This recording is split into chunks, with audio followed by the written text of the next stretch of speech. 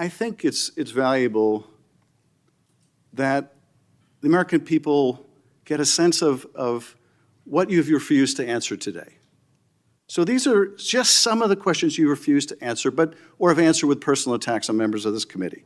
You were asked whether you consulted with career ethics lawyers, as you promised you would do during your nomination hearing, when you approved the president receiving a $400 million gift from the Qataris.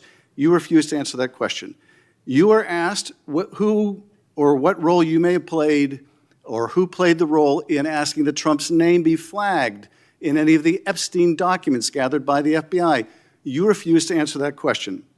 You were asked whether Holman kept the $50,000 bribe money. You refused to answer that question. You were asked whether Holman paid taxes on the $50,000 bribe money. You refused to answer that question.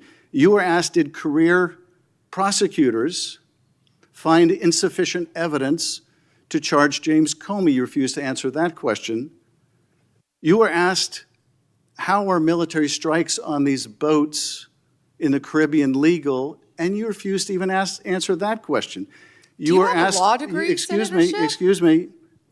You were asked, did you discuss indicting James Comey with the president? You refused to answer that question. You were asked, did you approve the firing of antitrust lawyers who disagreed with the Hewlett-Packard merger? You refused to answer that question.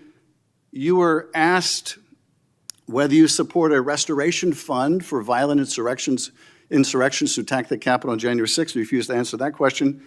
You were asked whether you were firing career professionals, career prosecutors, just because they worked on January 6th investigations. You refused to answer that question.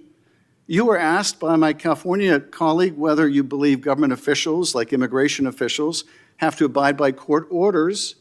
You wouldn't even answer that question. This is supposed to be an oversight hearing.